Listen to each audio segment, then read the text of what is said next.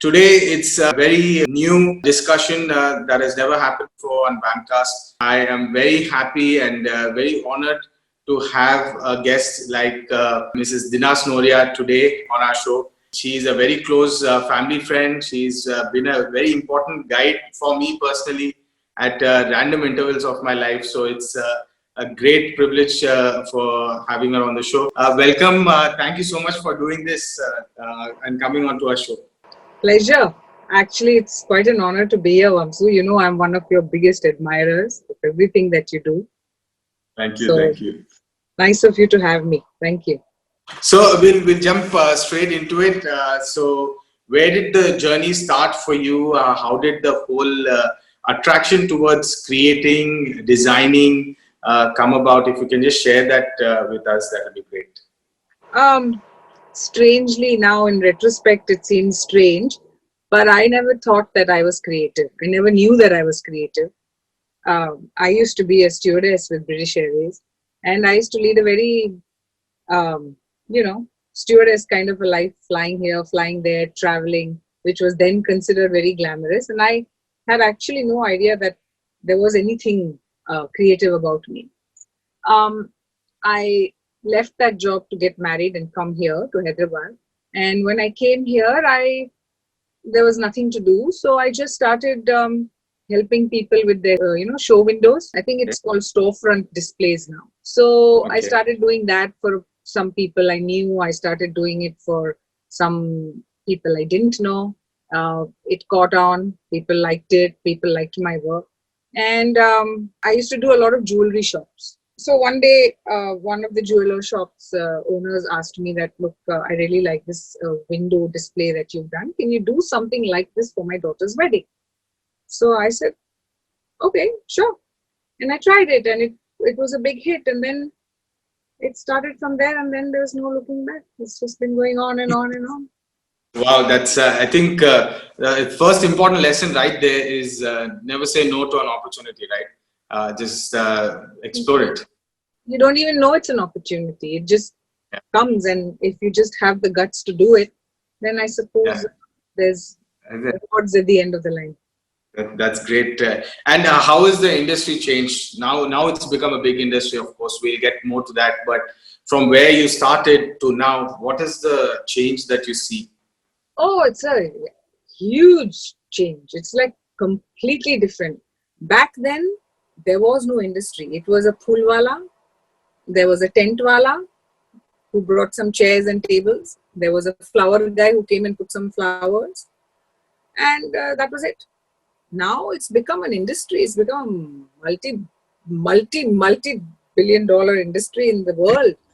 I'm sure abroad there was a lot of it abroad. But in our country, there wasn't. It wasn't an industry. It was something the people of the house did.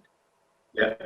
Everybody in the house got together and contributed in terms of time and energy and money, I'm sure. But now it's like completely sourced from outside.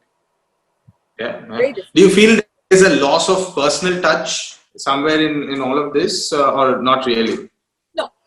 There is a personal touch still, but instead of one old uncle sitting bleary-eyed through the night getting the flowers done and stuff, there are people to do it for you. I think the experience now has become more enjoyable because there are people to do it for you, people who are experts, people who are professional.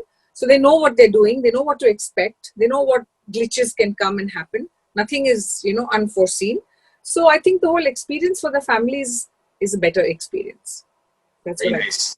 Very nice. How do you get the creativity, cooking within you? How does the whole process happen? Oh, I find inspiration everywhere, anywhere, anything I look at. It can be a bamboo tree. It can be plants, flowers. Flowers is my thing in life.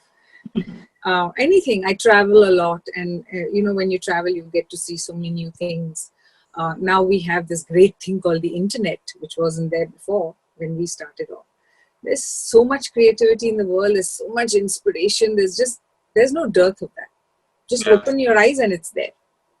Yeah, and it's a big challenge yet enjoyable, I'm sure, for you, for somebody like you who keeps creating new things, and for somebody to just copy it once they see your work. So That is that is the bane of my existence. Honestly, it's the saddest part of the whole thing, because we like to do new things, we like to create, and we take great pride in the fact that we've done something different and something new, and it takes a lot of effort and a lot of energy, and then within 3 days somebody's done it in a really badly, cheaply, horrible way. But the poor client doesn't know that, and people go around with the pictures that we've put up, and they'll say, oh, we can do this, we can do the same thing, we'll do it for you. And the poor client will say, yeah, okay, because they don't know any better. It's probably the first time they're doing it, and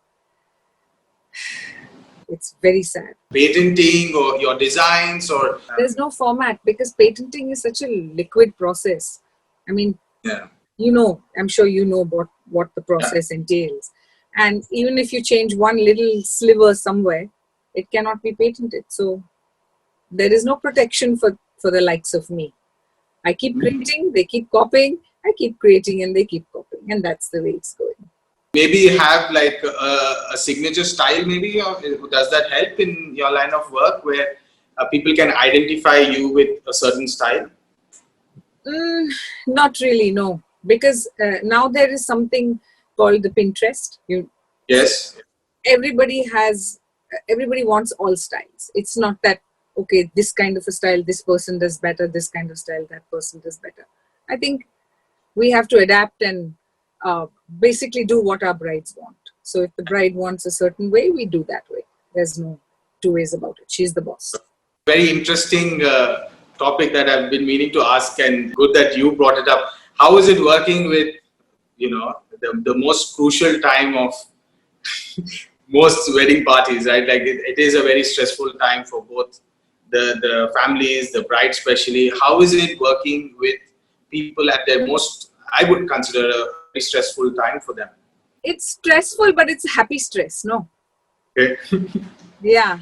Somebody told me, one of the nicest things anybody ever said to me was, she said, oh, Dinaz has come to the house. That just shows it's a happy time for the house. Wedding bells are ringing. So Dinaz has come, It's such a nice Okay. thing to know that people equate my presence with happy times. And stress is there, but I don't see that.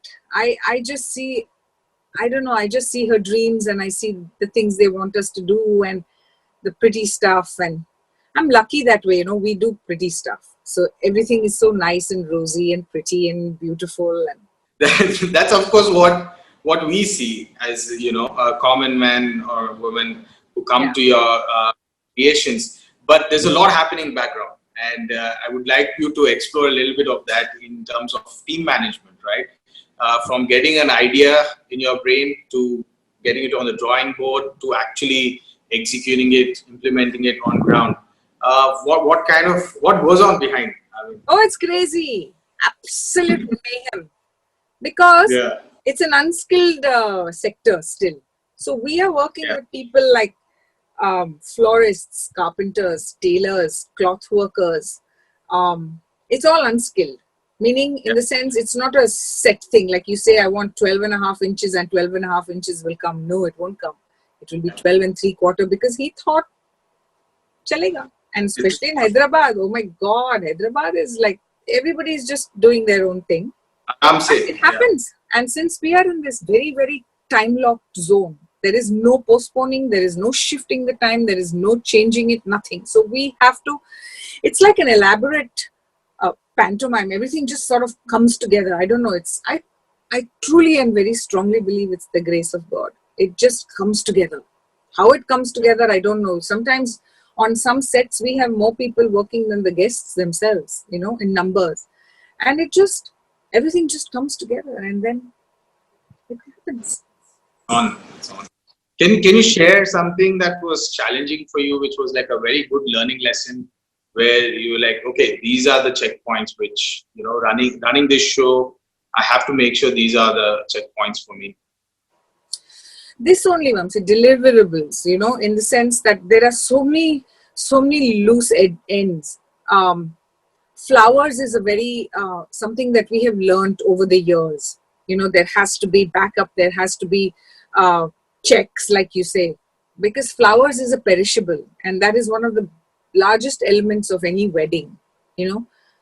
So we have had times when we have ordered white and we've got pink, or something like that, and that just throws everything off gear, because how do you do something like that? You can't just change the color of the whole thing, or you ask for a certain flower because the bride has really wanted that flower, or it means something. We've done a theme according to a flower, and that flower never arrived and something else came. So now we've learned over the years to do a check for everything, in the sense, if this is coming, and if it is coming, and then I want to see pictures that it's coming, it's been loaded. If it's not, then we have backup, and backup. Yeah.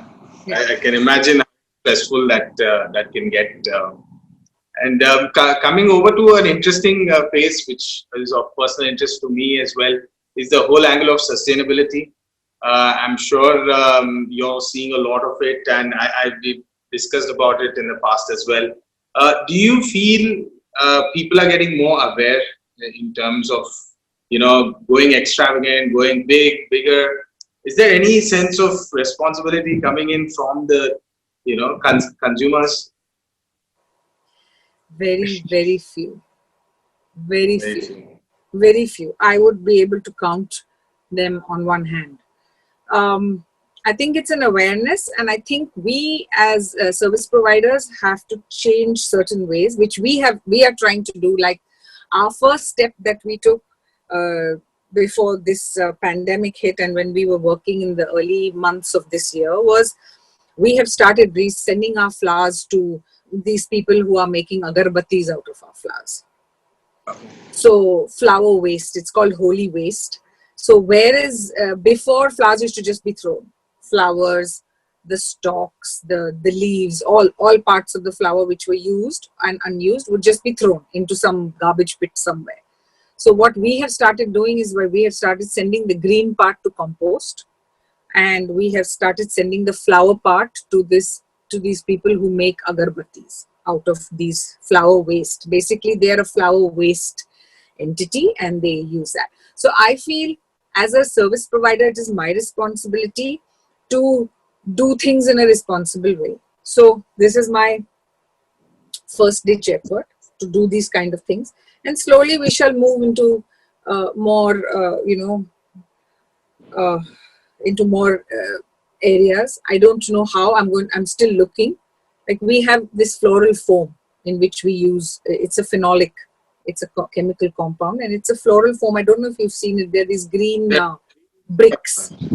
Now, as much as I have tried, and I have been trying over the past year to find a way to responsibly reuse them, or dispose of them, or not use them, but I have had no help from nowhere. I mean, the manufacturers don't have any inputs on how to dispose of it in a responsible way. It's a chemical.